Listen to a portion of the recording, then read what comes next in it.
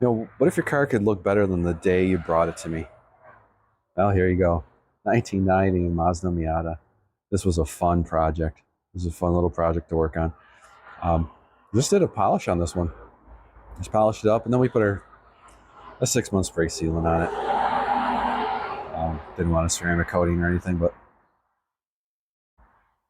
it brought some life back into this paint. Just really brought it back. Thrilled I can help this guy out and get this car looking sharp again, for sure. They're fun little cars. They're great little racers too. If you ever got into racing, great vehicle, great platform to race with. So, Precision Auto Aesthetics in Hamburg, New York.